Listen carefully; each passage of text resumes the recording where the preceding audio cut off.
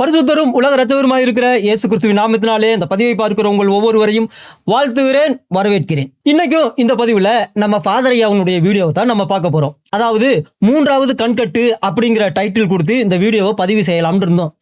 ஆனா அதுக்கப்புறம் பார்த்தா இது மூன்றாவது கண்கட்டுன்னு சொல்லக்கூடாது, இதை மூன்றாவது வஞ்சகம் அப்படின்னு தான் சொல்லணும் அப்படின்னு நினைச்சோம்.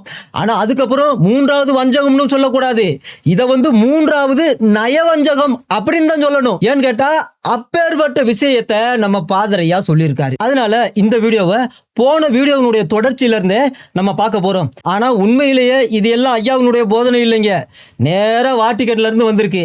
வாட்டிக்கெட்ல இருந்து வந்ததை அப்படியே ஐயா சந்தோஷப்பட்டு ஏற்றுக்கொண்டு அப்படியே எந்த ஒரு ரிசர்ச்சும் செய்யாம அடிச்சு விட்டாப்ல. பாவம் அந்த கேள்வி கேட்கிற தம்பியும் ஓகேன்னு கேட்டுக்காப்ல. சரி, அப்ப போன வீடியோனுடைய தொடர்ச்சியில இருந்தே நம்ம பார்க்க போறோம். ஐயா சொல்லுங்கய்யா. திருச்சபைன்னு வருது இல்லையா அந்த வார்த்தை.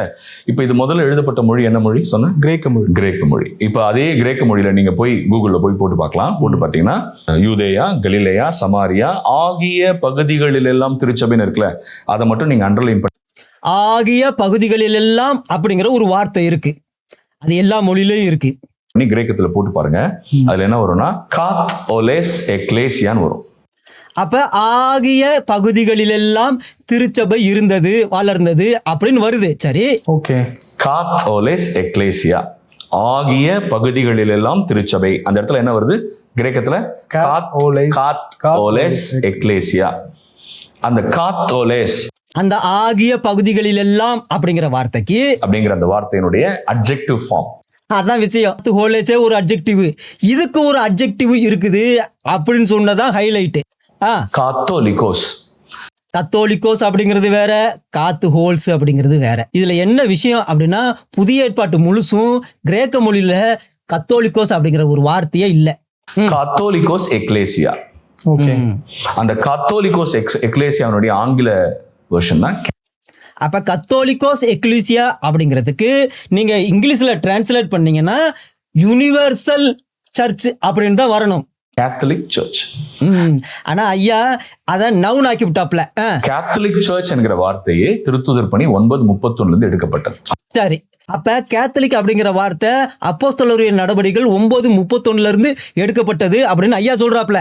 ஒரு விஷயத்த பார்த்துட்டு போவோம். ஐயா சொன்னபடியே கூகுள்ல போய் பார்த்தா அப்போஸ்தலருடைய நடவடிக்கைகள் 9ஆம் அதிகாரம் 31வது வசனம் கத்தோலிக்கோஸ் அப்படிங்கிற அட்ஜெக்டிவ் ஃபார்மை உபயோகிக்கல அப்படின்னு தெளிவா சொல்லிருச்சு. முதலாவது, இதை விட பெரிய விஷயம் என்ன அப்படின்னா, ஏர்லி சர்ச் லீடர்ஸ் யாருமே கேத்தலிக் அப்படிங்கிற வார்த்தை நாங்க அப்போஸ்தலர் நடவடிக்கைகள் 9ஆவது அதிகாரம் 31வது வசனத்துல இருந்து தான் நாங்க எடுத்தோம் அப்படின்னு 1ஆம் நூற்றாண்டுலயோ 2ஆம் நூற்றாண்டுலயோ 3ஆம் நூற்றாண்டுலயோ இல்ல 4ஆம் நூற்றாண்டுலயோ யாருமே சொல்லல, யாருக்குமே தெரியாது. இது எப்ப எடுக்கப்பட்டதுன்னா இந்த 21வது நூற்றாண்டுல தான் இந்த இன்டர்நெட் வசதியெல்லாம் வந்த பிறகு இந்த கத்தோலிக்கோஸ் அப்படிங்கிற இந்த வார்த்தை சம்பந்தப்பட்ட வேறு ஒரு வார்த்தை எங்கேயாவது இருக்கா அப்படின்னு தேடி கண்டுபிடிச்சி வாட்டிக்கன்ல இருந்து இப்ப தமிழ்நாட்டுக்கு டிரான்ஸ்பர் பண்ணி விட்டுருக்காங்க. ரெண்டு வேற வேற வார்த்தைய ஒரே வார்த்தையாக்கி கத்தலிக் அப்படின்னு சொல்லி அனுப்பிச்சு விட்டாங்க. இந்த கனெக்ஷன், இந்த அப்போஸ்தலர் நடவடிக்கைகள் 9ஆவது அதிகாரம் 31வது வசனத்தினுடைய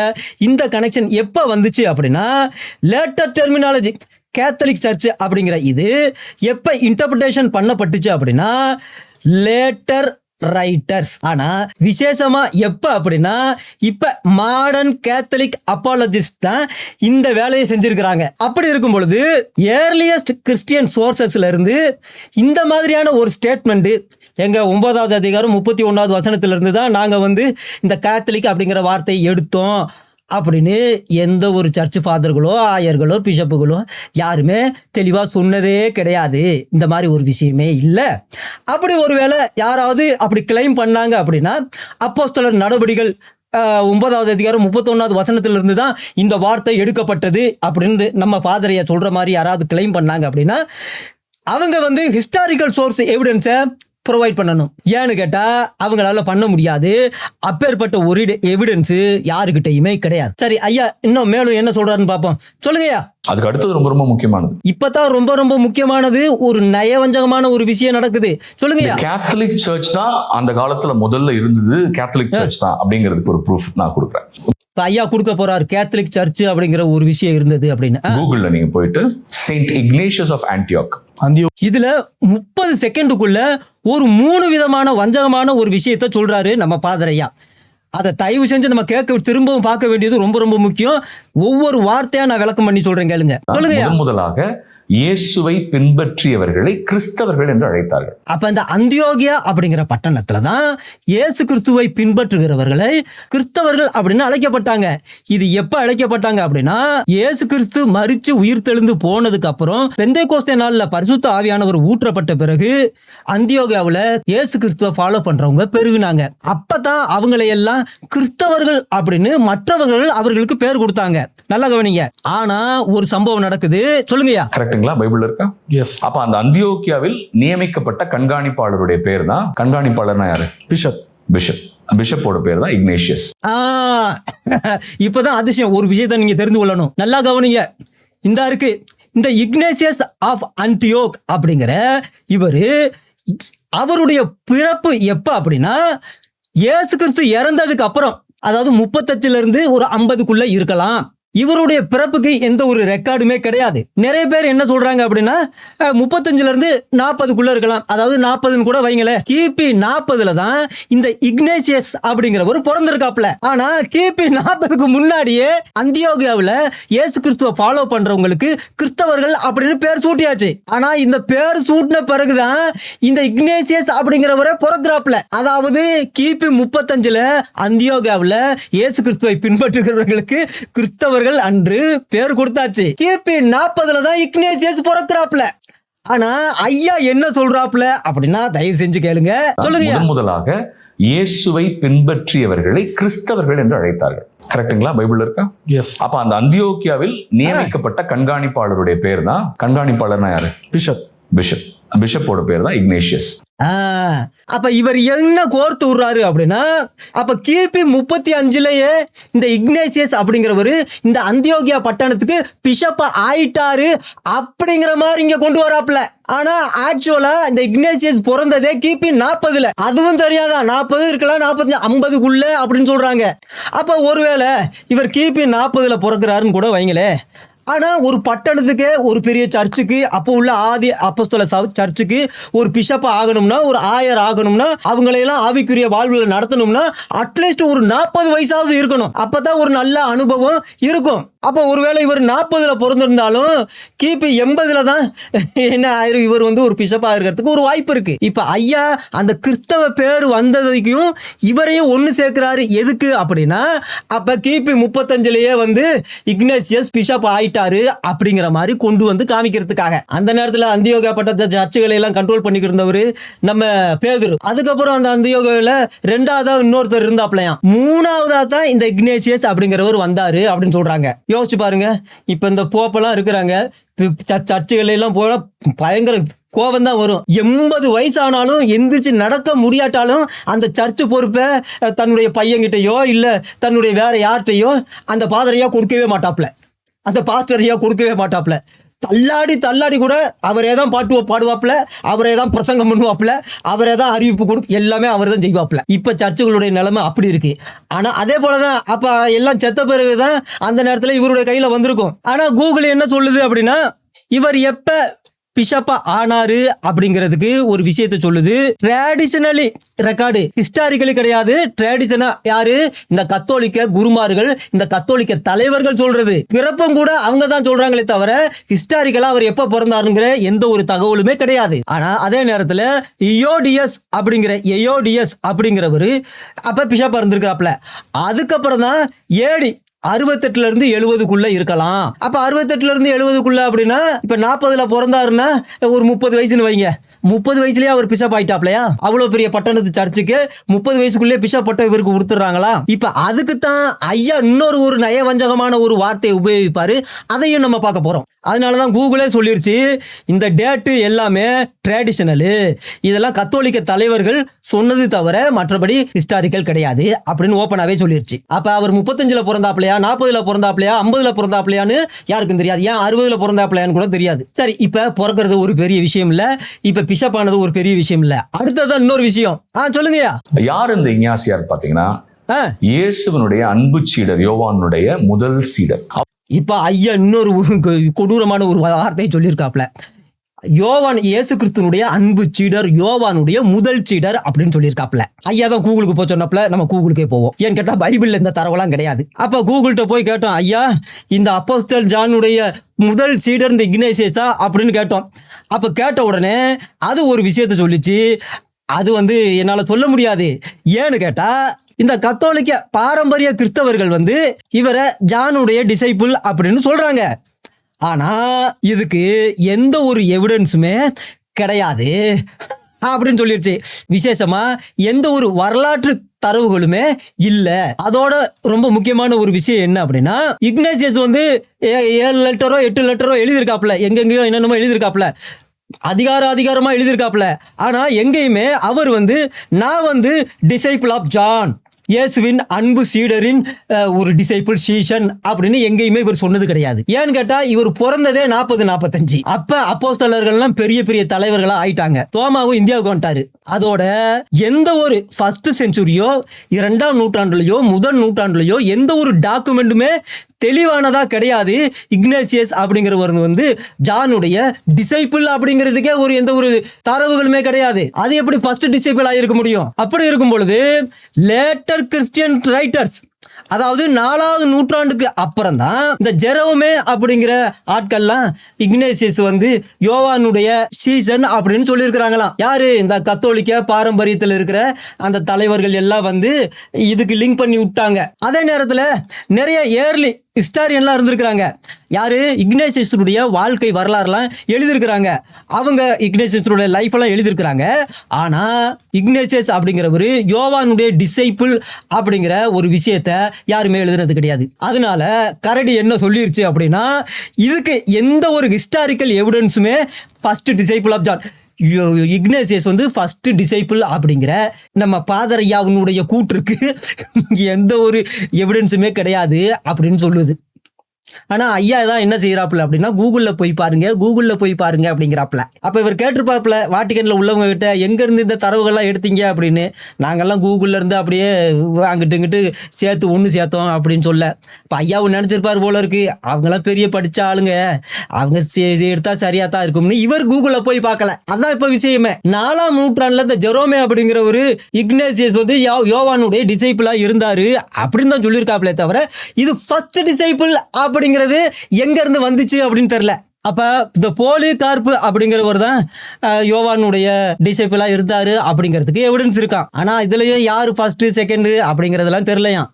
ஆனா நம்ம போப்பையா ஃபாதர் ஐயா என்ன சொல்லிட்டாப்ல அப்படின்னா, இக்னேசியஸ் தான் ஃபர்ஸ்ட் டிசைபிள் அப்படின்ட்டாப்ல. விசேஷமா இக்னேசியஸ் தன்னுடைய வாழ்க்கையில நான் யோவானுடைய சீடனா இருந்தேன், இப்போ அவர்கிட்ட தான் நான் படித்தேன் பேசினேன் அப்படிங்கிற மாதிரியான எந்த ஒரு அது சம்பந்தமா எதையுமே அவர் சொன்னது கிடையாது. இத 4ஆம் நூற்றாண்டுல வந்த கத்தோலிக்க தலைவர்கள் தான் இந்த வேலையை செஞ்சிருக்காங்க. ஐயா சொல்லுங்கய்யா. அவர் ஒரு கடிதம் எழுதுறாரு. இந்த கடிதம் அவைலபிளா இருக்கு ஆன்லைன்ல, நீங்க போய் செக். நம்ம எல்லாமே தரவுகளோடையும் இறைவார்த்தையின் அடிப்படையிலேயே பேசுவோம். அந்த கடிதம் யாருக்கு? ஐயா நல்ல தரவுகளை சொல்றாரு. எழுதுறாருன்னா ஸ்மிர்னா என்கிற ஒரு நகரத்தில் இருக்கிற மக்களுக்கு எழுதுறாரு. Letter to the people of Smyrna இல்லையா? நீங்க போய் கூகுள்ல போட்டு பாருங்க. அந்த கூகுளே போயிருவோம். என்ன இப்ப பிரச்சனை? சொல்லுங்கய்யா. என்ன எழுதுறாருன்னா, நற்கருணையை மையமாக கொண்டு. சரிங்கய்யா. திருப்பலியில நம்ம நற்கருணை, ஆண்டவருடைய இயேசு கிறிஸ்துவின் திருவுடல் ரத்தம், நற்கருணையை மையமாக கொண்டு ஆயரின் தலைமையிலே எங்கே கிறிஸ்தவர்கள் ஒன்று கூடுகிறார்களோ அங்கே கத்தோலிக்க திருச்சபை இருக்கிறது. இதை திரும்ப திரும்ப கேட்கணும், அப்பதான் புரியும். ஐயா இங்க எப்பேற்பட்ட நய வஞ்சகம் பண்ணியிருக்காப்ல அப்படிங்கிறது. நற்கருணையை மையமாக கொண்டு ஆயரின் தலைமையிலே கிறிஸ்தவர்கள் எங்கெல்லாம் ஒன்று கூடுகிறார்களோ அங்கெல்லாம் கத்தோலிக்க சர்ச் இருக்கு அப்படின்னு சொல்றாரு. இப்ப நம்ம நேரா அந்த லெட்டருக்கு போவோம். இந்த இருக்கு அந்த லெட்டர். இதான் வெரி ஃபேமஸ் பேசேஜ். 21ஆம் நூற்றாண்டுல ரொம்ப ஃபேமஸான பேசேஜ். யாரு? Ignatius of Antioch. இவர் ஒரு லெட்டர் எழுதுறாப்புல, மொத்தம் 7 8 எழுதியிருக்காப்புல நிறைய இடத்துக்கு. அதுல சிமிர்னா அப்படிங்கிற பட்டணத்துல உள்ளவங்களுக்கு எழுதியிருக்காப்புல, கிறிஸ்தவர்களுக்கு எழுதியிருக்காப்புல. ஆனா ஐயா என்ன சொல்றாப்புல அப்படின்னா, அந்த பட்டணத்துல உள்ளவங்களுக்கு மக்களுக்கு எழுதினாருன்னு சொல்றாரு. சரி இருக்கட்டும். இது இங்கிலீஷ் டிரான்ஸ்லேஷன், ரொம்ப முக்கியமானது இதெல்லாம். அவர் என்ன சொல்றாரு அப்படின்னா, எல்லாரும் தெளிவா கவனிங்க அப்படின்னு சொல்லிட்டு, நீங்க எல்லாருமே பிஷப்பை ஃபாலோ பண்ணணும் அப்படின்னு சிமிர்னாவில் இருக்கிற கிறிஸ்தவர்களுக்கு சொல்றாரு. நீங்க எல்லாருமே யாரை ஃபாலோ பண்ணணும்? ஆயரை ஃபாலோ பண்ணணும். அந்த சர்ச்சு தலைவனை நீங்கள் ஃபாலோ பண்ணணும். ஆயர் ரொம்ப மேய்ப்பன். எப்படி ஃபாலோ பண்ணணும் அப்படின்னா, நல்லா கவனிங்க. இயேசு கிறிஸ்து எப்படி பிதாவானவரை ஃபாலோ பண்ணினாரோ அதே போல விசுவாசிகள் எல்லாருமே ஆயரை ஃபாலோ பண்ணணும் அப்படிங்கிறாப்ல. அப்போஸ்தலர்கள் எல்லாருமே இயேசு கிறிஸ்துவை பின்பற்றினாங்க, அதனால நீங்களும் இயேசு கிறிஸ்துவை பின்பற்றுங்க அப்படிங்கிற மாதிரி சொல்லாம ஆயர்களை ரொம்ப முக்கியப்படுத்துறாப்ல. ஆயர்கள் எல்லாமே ரொம்ப முக்கியமானவங்க, அவங்கள நீங்க ஃபாலோ பண்ணணும். எப்படி இயேசு கிறிஸ்து பிதாவானவரை எப்படி ஃபாலோ பண்ணாரோ. அப்புறம் குருக்களை ஃபாலோ பண்ணணுமா. பிரஸ்பைட்ரி அவங்கள குருக்கள் இருக்காங்களா, சர்ச்சில் குருக்கள் இருக்காங்களா, அவங்கள ஃபாலோ பண்ணணுமா. எப்படி இந்த அப்போஸ்தலர்களை ஃபாலோ பண்ணது போல. எப்படி அப்போஸ்தலர்கள் எழுதிய லெட்டர்லாம் அதையெல்லாம் படித்து நம்மளாம் அதையெல்லாம் ஃபாலோ பண்ணுறோம் இல்லையா, அதே போல் அந்த சர்ச்சில் இருக்கிற குருக்களை நீங்கள் மதிக்கணும், ஃபாலோ பண்ணணும் அப்படிங்கிறாப்புல. அதோட கூட அங்கே திருத்தொண்டர்கள்லாம் இருக்கிறாங்களா, டீக்கன்ஸு, அவங்களுக்கு தான் மரியாதை கொடுக்கணும். அது நியாயமான விஷயம். ஊழியம் செய்கிறவங்களுக்கு நம்ம மரியாதை கொடுக்கணும், தப்பு இல்லை. ஏன்னு கேட்டால் இது கடவுளால் ஒரு நிறுவப்பட்ட ஒரு முறை அப்படின்னு சொல்கிறாப்புல. சரி, இருக்கட்டும். நல்லா கவனிங்க. எந்த ஒரு சர்ச்சில் இருக்கிற ஒரு விசுவாசியும் பிஷப்பு இல்லாமல், பிஷப்பு இல்லாமல் சர்ச்சில் உள்ள எந்த ஒரு வேலையுமே செய்யக்கூடாது அப்படிங்கிறாப்புல. சரி, நியாயமான விஷயம்தான். ஊழியக்காரங்க இல்லாமல் விசுவாசிகள் தானாக போய் எந்த ஒரு விஷயத்தையும் தைரியமாக செய்யக்கூடாது. அதில் ஒரு நியாயமான ஒரு விஷயம் இருக்கு. விசேஷமாக இந்த லார்ட் சப்பர், திருப்பந்தி, அதுல எல்லாம் போய் தலையிடக்கூடாது. ஒருவேளை ஆயர் யாரை நியமிச்சிருக்கிறாங்களோ அவங்களுக்கு நீங்கள் கீழ்ப்படியணும், நீங்களா போய் எந்த ஒரு விஷயத்தையும் செய்யக்கூடாது அப்படின்னு சொல்கிறாப்புல. அப்படி சொல்லிட்டு ரொம்ப முக்கியமாக கவனிங்க, இதுதான் விஷயமே. ஐயா என்ன சொன்னாரு, இந்த இக்னேசியஸ் என்ன சொல்கிறாரு கவனிங்க. இக்னேசியஸ் சொல்கிறாப்புல, எங்கெல்லாம் பிஷப்பு இருக்கிறாரோ, எங்கெல்லாம் பிஷப்பு போறாரோ அங்கெல்லாம் விசுவாசிகள் நீங்க போகணும், அவரை சுத்தி இருக்கணும் அப்படின்னு சொல்றாப்புல. அதுவும் எப்படி இருக்கணுமா தெரியுமா, அதாவது எங்கெல்லாம் இயேசு கிறிஸ்து இருக்கிறாரோ அங்கெல்லாம் கேத்தலிக் சர்ச் இருக்கிறது போல அப்படிங்கிறாப்புல. எங்கெல்லாம் இயேசு கிறிஸ்து இருக்கிறாரோ அங்கெல்லாம் கேத்தலிக் சர்ச். அதாவது இத ஆங்கிலத்தில் கத்தோலிக்கோஸ் அப்படிங்கிற அந்த வார்த்தையை ஆங்கிலத்தில் டிரான்ஸ்லேட் பண்ணா எப்படி டிரான்ஸ்லேட் பண்ணணும், யூனிவர்சல் அப்படின்னு தான் டிரான்ஸ்லேட் பண்ணணும். ஆனா நயவஞ்சகமா இத கேத்தலிக் அப்படின்னு டிரான்ஸ்லேட் பண்ணியிருக்கிறாங்க. முதல்ல இங்க ரெண்டு விஷயத்தை நான் உங்ககிட்ட சொல்ல போறேன். அதாவது அவர் என்ன சொல்லியிருக்காப்ல, எங்கெல்லாம் இயேசு கிறிஸ்து இருக்கிறாரோ அங்கெல்லாம் கேத்தலிக் சர்ச் இருக்கிறாரு, யூனிவர்சல் சர்ச் இருக்கு அப்படின்னு தானே சொல்லியிருக்காரு. ஆனா பாதரையா என்ன சொல்லியிருக்காப்ல, இயேசு கிறிஸ்துவின் நற்கருணையை மையமாக கொண்டு எங்கெல்லாம் ஆயரின் தலைமையில கிறிஸ்தவர்கள் ஒன்று கூடுகிறார்களோ அங்கெல்லாம் கேத்தலிக் சர்ச் இருக்கு அப்படின்னு ஒரு புழுகல் விட்டாப்ல. இது ஒரு விஷயம், நல்லா கவனிங்க. எங்கெல்லாம் இயேசு கிறிஸ்து இருக்கிறாரோ அங்கெல்லாம் கேத்தலிக் சர்ச் இருக்கு அப்படின்னு சொன்னதனுடைய கான்டெக்ஸ்ட் என்ன அப்படின்னா, இந்த கேத்தலிக் சர்ச் அப்படிங்கிற வார்த்தை universal church of Jesus Christ அப்படிங்கிற சென்ஸ்ல தான் அவர் சொல்லியிருக்காப்ல. அவர் கேத்தலிக் சர்ச் அப்படிங்கிற ஒரு வார்த்தையை யூஸ் பண்ணாம கத்தோலிக்க எக்லீசியா அப்படி, இதாவது universal church of Jesus Christ அப்படின்னு சொன்னாப்ல. இந்த universal church of Jesus Christ அப்படிங்கிற வார்த்தைக்கு அர்த்தம் என்ன அப்படின்னா, இயேசு கிறிஸ்து எங்கெல்லாம் இருக்கிறாரோ அங்கெல்லாம் இந்த உலகம் முழுவதும் ரட்சிக்கப்பட்ட கிறிஸ்தவர்கள் இருக்கிறாங்க அப்படின்னு அர்த்தம். ஏன்னு கேட்டா இயேசு கிறிஸ்து சபைக்கு தலையானவர், நாமெல்லாம் சபை, நாமே சர்ச். அப்ப இயேசு கிறிஸ்து தலையானவர் எங்க இருக்கிறாரோ அங்கதானே சர்ச் இருக்கும், அங்கதானே சபை இருக்கும். அதனாலதான் நாமெல்லாம் பாடி ஆஃப் ஜீசஸ் கிரைஸ்ட் அப்படின்னு சொல்லுவாங்க. இந்த உலகத்துல ரட்சிக்கப்பட்டவன் இந்த உலகத்துல எந்த மூலையில இருந்தாலும் இயேசு கிறிஸ்து எங்க இருக்கிறாரோ அங்கதான் அவன் இருக்க முடியும். தலை இல்லாம அவன் தனியா கிறிஸ்தவ வாழ்க்கை வாழ முடியாது. அதனால இயேசு கிறிஸ்து எங்க இருக்கிறாரோ உலகளாவில் உலகம் முழுவதும் எந்த கிறிஸ்தவர்கள் எங்கெங்க இருந்தாலும் எப்படி ஒன்னா இருக்கிறாங்க அப்படிங்கிற ஒரு சென்ஸ் இருக்கோ, அதே போல ஆயர் எங்க இருக்கிறாரோ அங்க நீங்களும் இருக்கணும் அப்படின்னு அவர் சொல்றாப்ல. ஆனா பாதரையா என்ன சொல்ல வாராப்ல அப்படின்னா, நற்கருணையை மையமாக கொண்டு கிறிஸ்தவர்கள் எங்கே ஆயரின் தலைமையில ஒன்று கூடுகிறார்களோ அங்கே கத்தோலிக்க சர்ச் இருக்கிறது அப்படிங்கிறாப்ல. இயேசு கிறிஸ்துவ தூக்கி ஓரமா நிப்பாட்டிட்டாப்ல. இக்னேசியஸ் சொன்னது இங்க இயேசு கிறிஸ்துவ பத்தி, இங்க இயேசு கிறிஸ்துவ பத்திய ஒரு வார்த்தையுமே ஐயா சொல்லவே இல்லை. திரும்ப கேளுங்களே, சொல்லுங்க ஐயா. திருப்பலி நம்ம நற்கருணை, ஆண்டவருடைய இயேசு கிறிஸ்துவின் திருவுடல் ரத்தம், நற்கருணையை மையமாக கொண்டு ஆயரின் தலைமையிலே எங்கே கிறிஸ்தவர்கள் ஒன்று கூடுகிறார்களோ அங்கே கத்தோலிக்க திருச்சபை இருக்கிறது. பாத்தீங்களா எப்பேற்பட்ட ஒரு நயவஞ்சகத்தை. இதனாலதான் இயேசு கிறிஸ்துவை தூக்கிட்டு ஆயரை கொண்டு வந்து ஐயா வச்சு விட்டாப்ல, கண்காணிகளை கொண்டு வந்து ஐயா வச்சு விட்டாப்ல, குருக்களை கொண்டு வந்து ஐயா பிரஸ்பைட்ரி, டீக்கனு, போப்பு, திருத்தந்தை, அந்த தந்தை, இந்த தந்தை, எல்லா தந்தைகளையும் கொண்டு வந்து வச்சு விட்டாப்ல. இயேசு கிறிஸ்துவ ஓரமா நிப்பாட்டிட்டாரு. இக்னேசியஸ் என்ன சொன்னாரோ அதை சொல்ல வேண்டியதானே. சொல்லுங்க. 1ஆம் நூற்றாண்டு கடிதம். இது 1ஆம் நூற்றாண்டு கடிதம் கிடையாது. ஏன்னு கேட்டா இக்னேசியஸ் வந்து மொத்தம் 7 லெட்டர் எழுதியிருக்காப்ல, சாப்டரா எழுதியிருக்காப்ல, மொத்தம் 91 சாப்டர் எழுதியிருக்காப்ல. ஆனா இவைகள் எப்ப எழுதப்பட்டது அப்படின்னா AD 107 இருந்து 110க்குள்ள இது எழுதப்பட்டது அப்படின்னு கரடி சொல்லுது. அப்ப 2ஆம் நூற்றாண்டுல தான் எழுதப்பட்டிருக்கு. இதையும் ஐயா போய் சொல்றாப்ல. ஏன் 2ஆம் நூற்றாண்டுல எழுதப்பட்டது அப்படின்னு சொல்ல வேண்டியதானே. 1ஆம் நூற்றாண்டுல அப்ப 1ஆம் நூற்றாண்டு இயேசு கிறிஸ்து உடனே மரிச்ச உடனே எழுதப்பட்டது அப்படிங்கிற மாதிரி காமிக்க வராப்ல. இக்னேசியஸ் பிறந்ததே 40-45ல. இன்னும் சொல்லுங்கய்யா. எந்த நூற்றாண்டு? First century. 2ஆம் நூற்றாண்டுங்கய்யா. செஞ்சுரி. இப்ப நாங்க என்ன கேட்கிறோம்னா, கேளுங்கய்யா. 1ஆம் நூற்றாண்டு கடிதத்திலேயே இந்த திருச்சபை என்ன திருச்சபைன்னு சொல்றாங்க? பொய் பொய் பொய் பொய் இல்ல. இவ்வளவு நேரம் நான் விலைக்கு சொல்லிட்டேங்கய்யா. இனிமே யாரையும் நீங்க ஏமாத்த முடியாது. கத்தோலிக்க திருச்சபைன்னு சொல்றாங்க. அப்ப இயேசு கிறிஸ்துவால் ஏற்படுத்தப்பட்ட திருச்சபை என்ன திருச்சபை? கத்தோலிக்க திருச்சபை. பாரியா இப்ப இயேசு கிறிஸ்துவ சேர்த்துட்டாப்ல. அதாவது இக்னேசியஸ் இயேசு கிறிஸ்துவ பத்தி சொன்னதை தூக்கி மாத்திட்டு திருச்சபையை இப்ப இயேசு கிறிஸ்துவ கொண்டு வந்துட்டாப்ல.